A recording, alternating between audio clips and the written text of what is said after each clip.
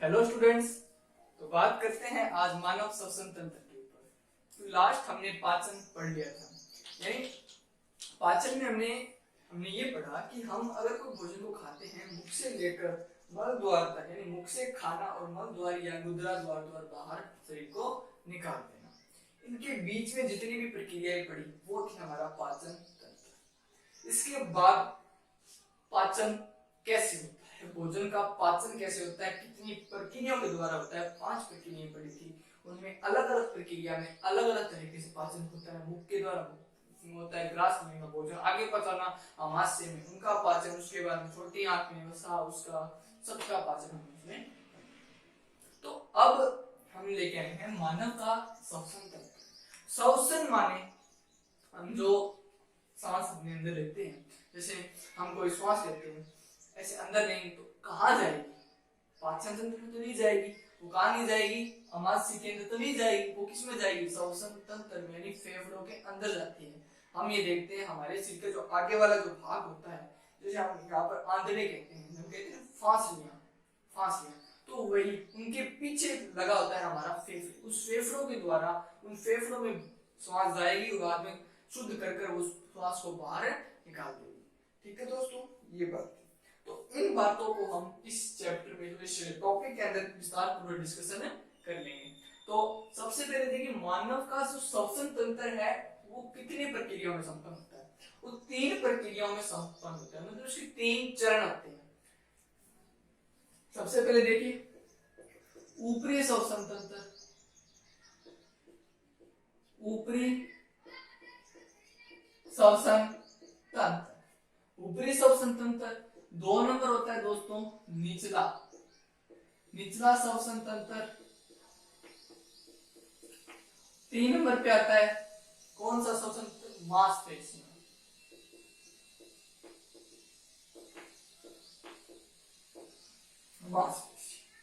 इतने तो हमने पढ़ लिए। ऊपरी श्वसन तंत्र भी पढ़ेंगे, ऊपर वाला भाग। निचली श्वसन तंत्र, बीच वाला भाग। और निचली श्वसन तंत्र नीचे आता है मांसपेशियां। मांसपेशियां जिसे कहा जाता है श्वसन मांसपेशियां। इसका एक नाम और है, लिख लीजिए, श्वसन मांसपेशियां। श्वसन मांसपेशियां क्या होती है? यानी शरीर को ढकने वाली जितनी मांसपेशियां होती है, जितनी हड्डियां होती है, उनके द्वारा उस मांसपेशियों के द्वारा प्रदर्शित करेंगे। गौर से देखिएगा, डोंट वरी। सबसे पहले हम पढ़ेंगे ऊपरी श्वसन तंत्र, उसके बाद निचला श्वसन तंत्र, फिर मांसपेशियां। तो अब देखिए दोस्तों, ये चीज तो है।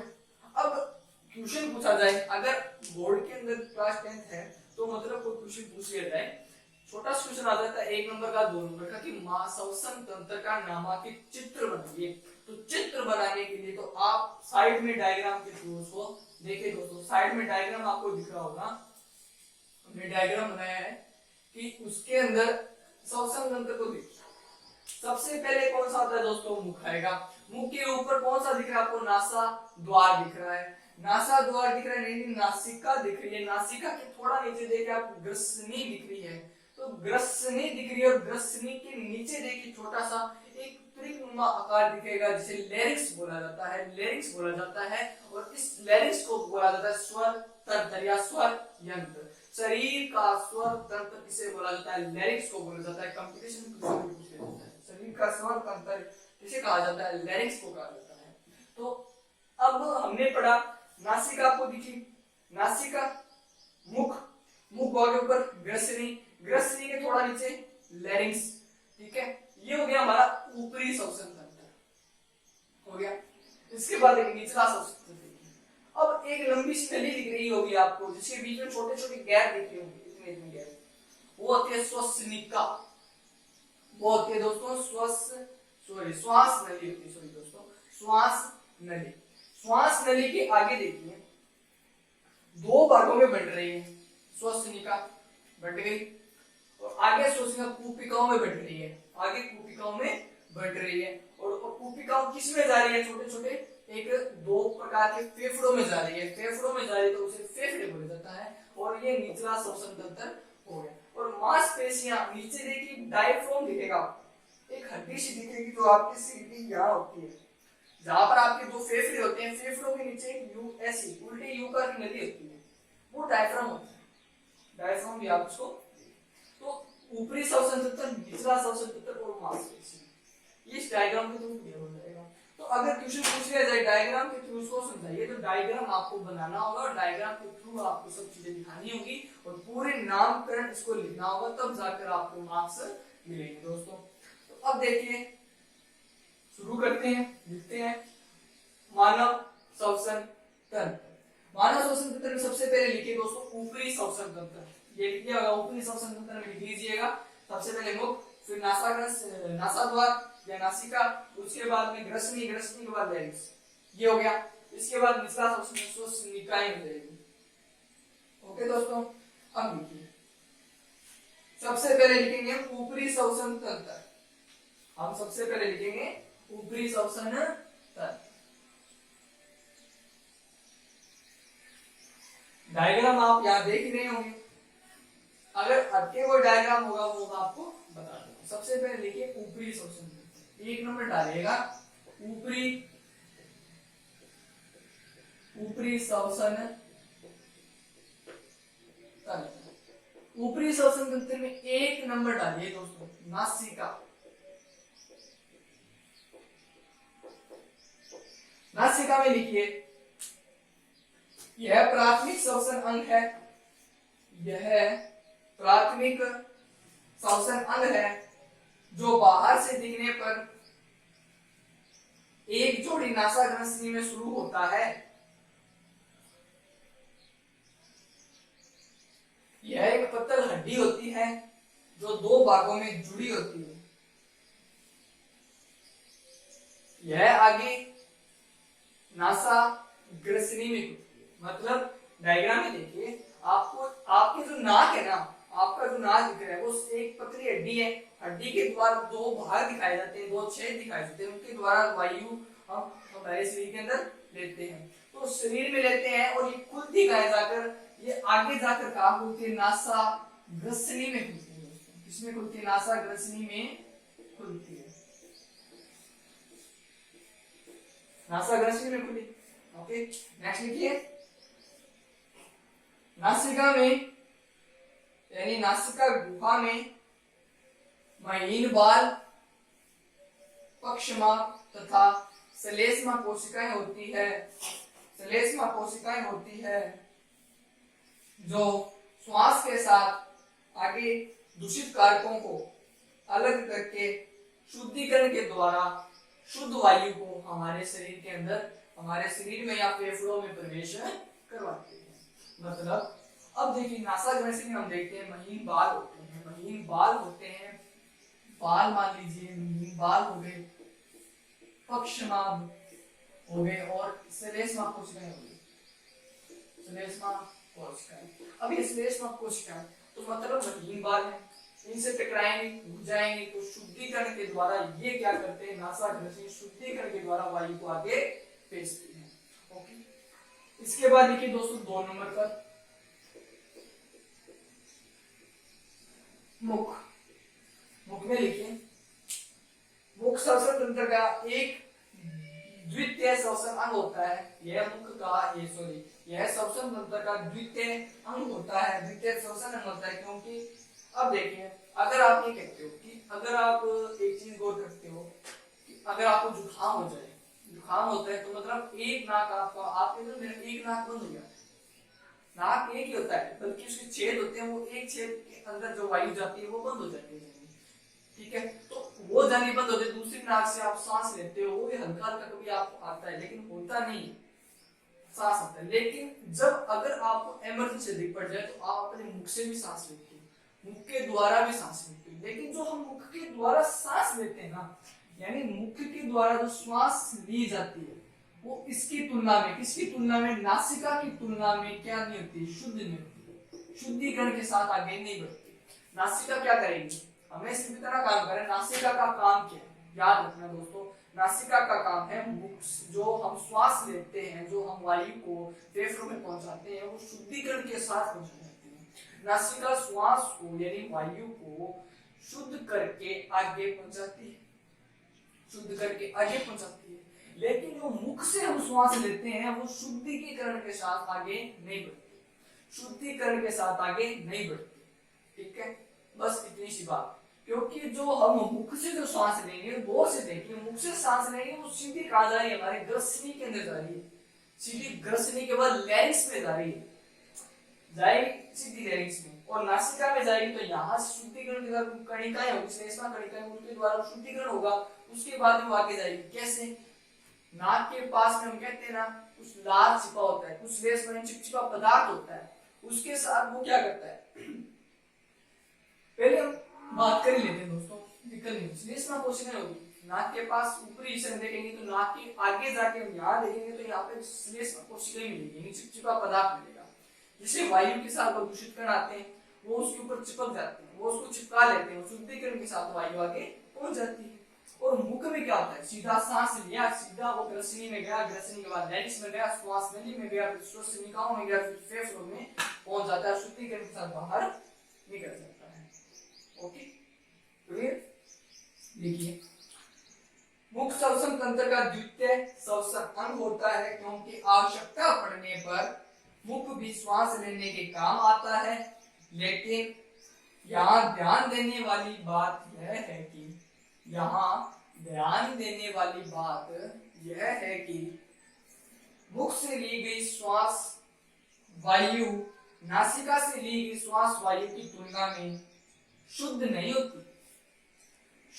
होती, इसलिए हो सके नासिका के द्वारा ही सांस लेने और सांस लिया जाता है।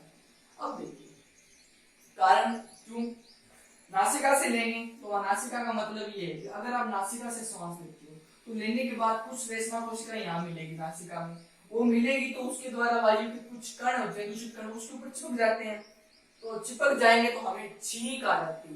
बस समझ में आ गया, छींक आ जाती है, नाक में महीन बाल होते हैं, उनके ऊपर जैसे वो टकराते हैं तो हमें छींक आ जाती है, वो कण वहीं से बाहर निकल जाते हैं। कुछ बच गए, वो कुछ आगे कोशिकाएं होती है उसके ऊपर चिपक जाते हैं, उनके द्वारा भी बाहर निकाल देते हैं, उसके बाद भी छींक आती है, फिर वो आगे को चलती जाएगी। उसके बाद आगे श्वास नली आएगी दोस्तों, क्या आएगी, श्वास नली आएगी। एक मिनट, हाँ श्वास नली आएगी, और श्वास नली के बीच में गैप्स होते हैं थोड़े थोड़े, और वहां पर भी वो क्या होते हैं, कोशिकाएं, श्लेष्मा कोशिकाएं पाई जाती है, चिपचिपा पदार्थ पाया जाता है, कुछ यहाँ से कण बच गए उसके ऊपर चिपक जाते हैं, उसके बाद में कोई पदार्थ नहीं रहता। ठीक है, तो मतलब नासिका से लेंगे श्वास कोशिश में जाएगा, उसमें चिपक जाएगा, बाहर निकल जाएंगे, आगे जाने में कोई कठिनाई नहीं होगी, श्वास अच्छी तरह आगे जाएगा।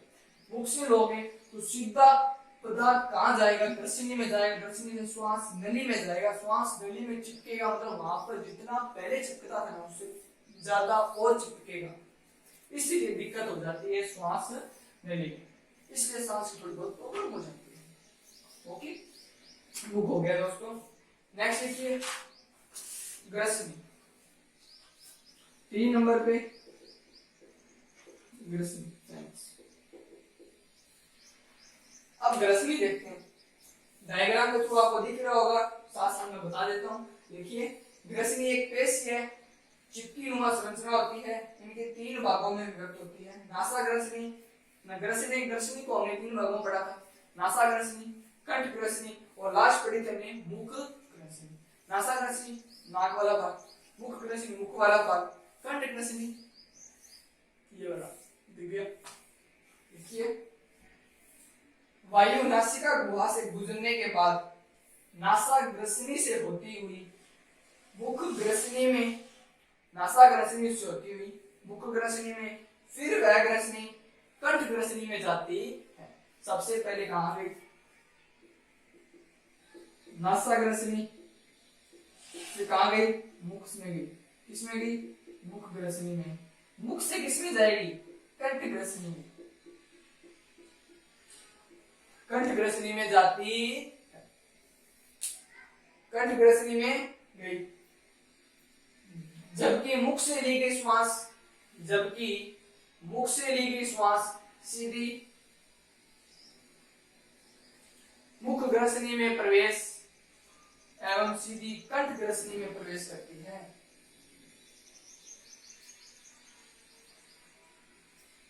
सीधी मुख ग्रसनी एवं कंठ ग्रसनी में प्रवेश करती है। मतलब मुख से हम अगर श्वास लेंगे वो सीधी कहां जाएगी दोस्तों, मुख ग्रसनी एवं कंठ ग्रसनी में चली जाती है। मतलब उसका शुद्धिकरण श्लेष्मा कोशिकाओं के द्वारा नहीं होता। ओके, आगे लिखिए कंठ ग्रसनी में, कंठ ग्रसनी से श्वास एपिग्लोटिस, एपिग्लोटिस नाम सुन लिया और बार बार सुनते हैं एपिग्लोटिस, एपिग्लोटिस नाम बार बार सुनते हैं, वही नाम आपको याद रखना है। एपिग्लोटिस की सहायता से लैरिक्स में प्रवेश करता है। कंठ ग्रसनी के द्वारा जो श्वास होता है वो लैरिक्स के द्वारा, सॉरी एपिग्लोटिस के द्वारा किसमें प्रवेश होता है, लैरिक्स में प्रवेश होता है। लैरिक्स यानी स्वर तंत्र,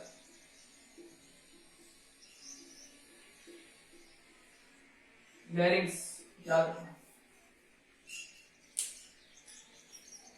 ठीक है, उसमें प्रवेश करता है। और यहाँ एपिग्लोटिस, जिसे एपिग्लोटिस का दूसरा नाम भी बताया गया था घाटी ढक्कन, घाटी ढक्कन याद रखना दोस्तों। घाटी ढक्कन एक पल्लेनुमा उपास्थि से बनी हुई संरचना होती है जो श्वास नाल व ग्रास नाल के मध्य एक स्विच का कार्य करती है। ग्रास नाल एवं श्वास नाल के मध्य एक किसका काम करती है, स्विच का, स्विच का काम। कैसे स्विच का मतलब एपिग्लोटिस मैंने आपको बताया था क्या काम करती है, कैसे काम करती है। देखिए अगर आप भोजन को खाते हो, खाने के बाद दो नलियां होती है, एक तो होती है हमारी ग्रास नली, चल रहा, एक होती है हमारी ग्रास नली, कौन सी नली, एक होती है श्वास नली, उसके आगे होती है एक ग्रास नली, दो बताई थी। यहाँ एक घाटी ढक्कन होता है, मतलब जैसे कोई भोजन आया एपिग्लोटिस पे टकराया, टकराने के बाद एपिग्लोटिस ऐसे होता है, ऐसे होता है, भोजन यहां से जैसे आएगा, दो नली है, और से देखिए श्वास नली, ग्रास नली, एपिग्लोटिस यहाँ होता है, ये एपिग्लोटिस, गौर से देखिए, जैसे ही भोजन आएगा यहां से, जैसे इसके ऊपर टकराएगा एपिग्लोटिस के ऊपर टकराएगा तो एपिग्लोटिस अपने आप क्या हो जाता है दोस्तों, घाटी ढक्कन बंद हो जाता है, क्या हो जाता है, बंद हो जाता है। मतलब भोजन आएगा वो कहां चला जाएगा, सीधा ग्रास नली में चला जाएगा, इसके अंदर प्रवेश, श्वास नली में प्रवेश नहीं करेगा, जैसे टकराया ये बंद हो जाएगा। ग्रास नली का दरवाजा खुला, एक का गेट बंद, दूसरे का गेट खुला, तो दूसरा बंदा कौन से घर में घुसेगा, इसमें घुसेगा, तो आगे चला, ये इसका स्विच का काम करे। जैसे इसके ऊपर थोड़ा बड़ा बल पड़ा, ये आगे निकल बंद हो जाएगा ढक्कन, और ये घाटी ढक्कन बंद होकर आगे एपिग्लोटिस को आगे। ओके दोस्तों, आगे लिखिए ग्रसनी भोजन निकलने में सहायता करता है। अब देखिए ग्रसनी का मेन काम, मेन वर्क क्या है, कार्य, भोजन को निगलने, भोजन को निगलने के काम आता है, निगलने के काम आता है।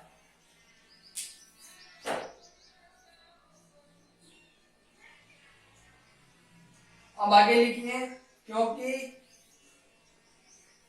यह सुनिश्चित करता है कि भोजन हमेशा भोजन नाल यानी ग्रास नाल में जाए, किसी भी हालत में, किसी भी सूरत में यह श्वास नली में प्रवेश न कर पाए। ओके, बस इतनी सी बात लिखनी। नेक्स्ट लिखिए दोस्तों डी नंबर, 4 नंबर हमें लिखना है लैरिंक्स।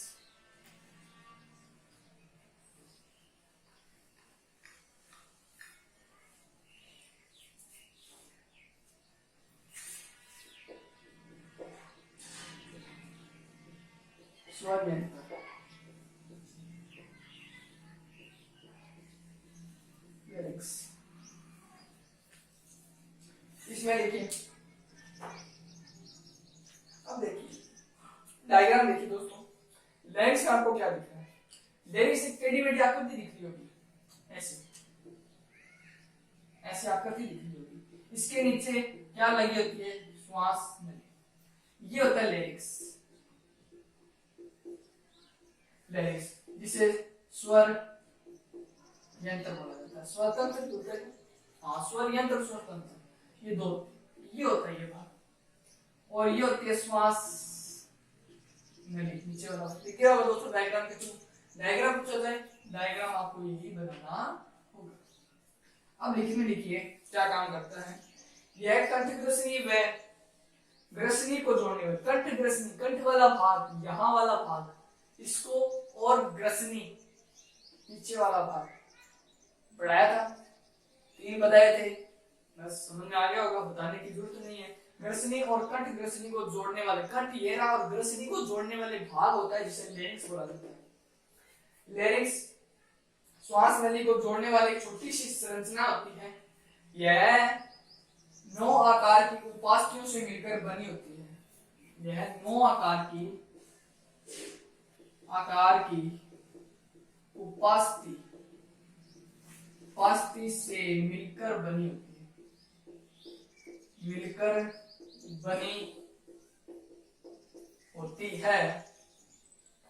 एपिग्लोटिस स्वर यंत्र के आवरण का काम करता है, स्वर यंत्र के आवरण का काम करता है। यह भोजन को निगलते समय लैरिक्स में प्रवेश या स्वर यंत्र में प्रवेश नहीं करने देता। मतलब एपिग्लोटिस कहाँ होगा, यहाँ होता है, और लैरिक्स कहाँ होती है, यही श्वास नली की थोड़ी ऊपर होती है लैरिक्स, उसके द्वारा भोजन आगे पहुंच जाता है। ठीक है, मतलब श्वास आगे जाएगी, भोजन इधर निकल जाएगा, तो ये अपने आप गाठी ढक्कन बंद हो जाता है, जो भोजन को लैरिक्स में स्वर तंत्र में नहीं जाने देता। ओके, स्वर यंत्र में अब जो मेन बात आएगी, इसका मेन वर्क काम क्या है वो अब आएगा। देखिए स्वर यंत्र में स्वर रज्जु नामक विशेष संरचनाएं पाई जाती है। स्वर रज्जु नामक क्या पाई जाती है, कोशिका पाई जाती है, संरचना पाई जाती है। स्वर रज्जु नामक विशेष संरचना पाई जाती है जिसमें सलेस्मा झिल्लियां होती हैं, जिसमें क्या होती है, सलेस्मा झिल्लियां होती है, सलेस्मा झिल्लियां होती है। जब इसमें से हवा का बहाव होता है, जब इसमें हवा का बहाव होता है तो इसमें कंपकपी होती है, इसमें कंपकपी होती है। जब इसमें हवा जाएगी, जब इसमें वायु जाती है तो ये कंपन करने लग जाता है। कंपन मतलब कंपन मैंने आपको फिजिक्स की क्लास में बताया था, ऐसे होने लग जाता है, कंपन होने लग जाता है। तो कंपन होगा, तो कंपन से क्या होता है, हमारी श्वास नली में ऊपर नीचे उफाल आता है, जिससे इसमें क्या निकलती है, ध्वनियां निकलती है। क्या निकलती है, ध्वनि निकलती है। कंपन हुआ, कंपन के कारण कौन उत्पन्न होता है, साउंड उत्पन्न होता है। तो मतलब इसमें विशेष प्रकार का क्या निकलता है, ध्वनियां उत्पन्न होती है। मेन वर्क आ गया दोस्तों, क्यों, क्योंकि श्लेष्मा झिल्लियां पाई जाती है, जो इसमें हवा का बहाव होने से इनमें कंपकपी उत्पन्न होती है। कंपकपी होने के कारण जिससे भिन्न भिन्न प्रकार की ध्वनियां उत्पन्न होती है। ये हो गया दोस्तों हमारा लेक्स। मतलब हमने मेन बात क्या कर ली, श्वसन तंत्र का ऊपरी श्वसन तंत्र हमने डिस्कशन कर लिया, ऊपरी हमारा कंप्लीट। ओके दोस्तों, अब पढ़ेंगे निचला श्वसन तंत्र। देखिए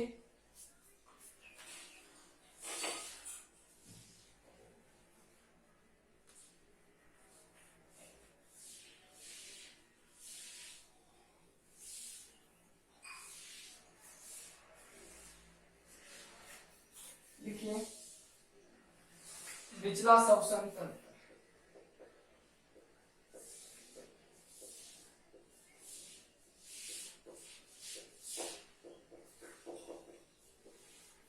निचला श्वसन तंत्र, एक नंबर डालिए श्वास नली।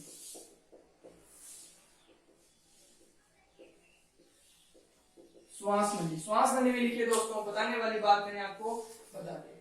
यह करीब 5 इंच लंबी होती है। लंबी कितनी होती है, 5 इंच लंबी होती है। यह 5 इंच लंबी है संरचना होती है, जो पक्षमापी है, स्तंभाकार उपकला में स्थापित होती है। देखिए दोस्तों 5 इंच लंबी साधना होगी। आगे लिखिए,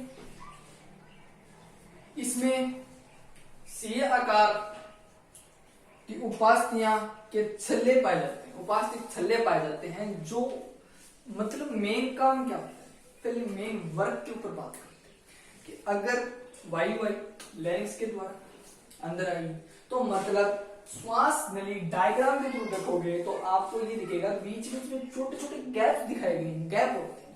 वो गैप क्या काम करते हैं, वो कभी चिपकते नहीं है। क्यों नहीं चिपकते, क्योंकि इनमें श्लेष्मायी कोशिकाएं पाई जाती है, श्लेष्मा संरचनाएं पाई जाती है जो वायु से आने वाले जो दूषित कण है वो इसके ऊपर चिपक जाते हैं। जो बच गए जो कण होते हैं ना वो इनके ऊपर चिपक जाते हैं और शुद्धिकरण के साथ वायु आगे पहुंचती है। और ये जैसे हम बोलते हैं इनके बीच में कंपन होता है, ये ऊपर नीचे होते रहते हैं लेकिन आपस में कभी नहीं चिपकते। ओके, इनके द्वारा वायु ऊपर नीचे आएगी और लैरिंक्स के द्वारा ऊपर नीचे होगी और साथ जैसे ये ऊपर नीचे होगा तो लैरिंक्स में क्या होती है, ध्वनियां उत्पन्न होने लग जाती है। मेन बात इतना याद रखना है। आगे लिखिए, यह सदैव श्वास नली को चिपकने नहीं देते हैं एवं सदैव खुले रहते हैं। यह श्वास नली लैरिंग से निकलकर वृक्ष गुहा में पहुंचकर दाएं व बाएं भागों में, मतलब एक दायां भाग और एक बायां भाग, एक प्रथम भाग एक द्वितीय भाग में विभाजित होकर अपने अपने तरह के फेफड़ों में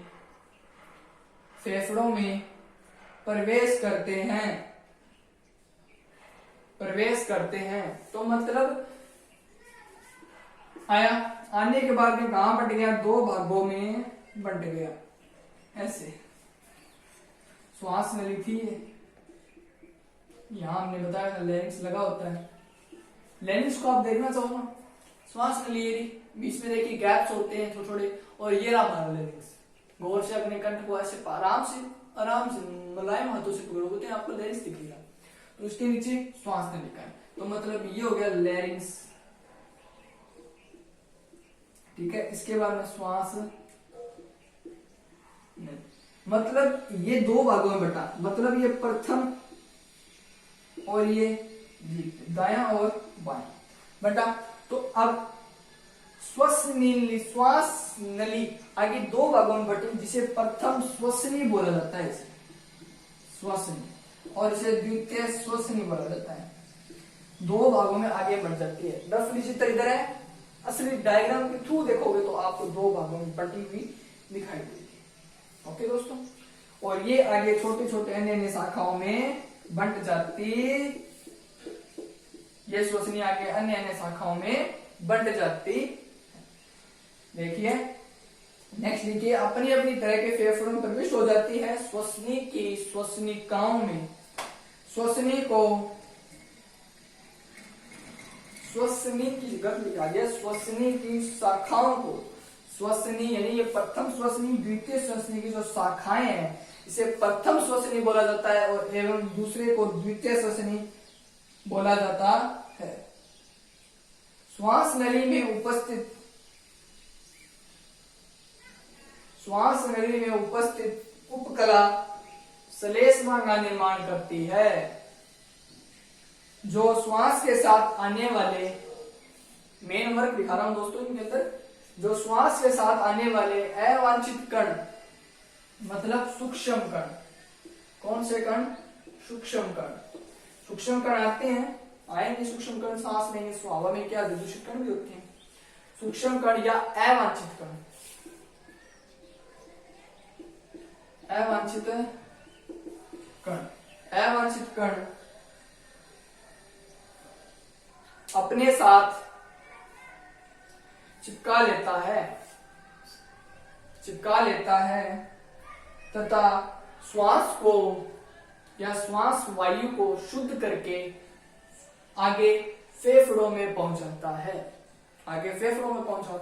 मतलब मेन वर्क हम समझते हैं। वायु आई नासाग्रसनी लेने के बाद आई, यहां आती है इनके ऊपर क्या होता है, कंपन होता है। क्या होता है यहाँ पर, कंपन होगा। क्या होगा, कंपन होगा। कंपन होगा तो यहाँ पर क्या उत्पन्न होती है, ध्वनि उत्पन्न होती। समझ में आया। इसके बाद में यहाँ पर क्या होती है, श्लेष्माएं कोशिकाएं पाई जाती है इनके छल्लों के ऊपर। ये छोटे छोटे गैप होते हैं इन गैपों के ऊपर, और यहाँ पर क्या पाई जाती है, श्लेष्मा पाया जाता है। श्लेष्मा कोशिकाएं पाई जाती है, जो यहाँ से जैसे इसके ऊपर क्या आता है, कोई सूक्ष्म कण जैसे इनके ऊपर आएगा, सूक्ष्म कण जैसे ही टकराएगा तो ये इनको यहीं रोक लेती है और इन सूक्ष्म कणों को यहाँ क्या कर देती है, नष्ट कर देती है, खत्म कर देती है। जिसके द्वारा वायु जो निकलती है, जो शुद्ध वायु होती है, श्वास हमने लिया उसके द्वारा जो वायु हुई, वो वायु को क्या करता है, शुद्धिकरण के साथ प्रथम श्वसनी में और द्वितीय श्वसनी में आगे विभाजित कर देता है।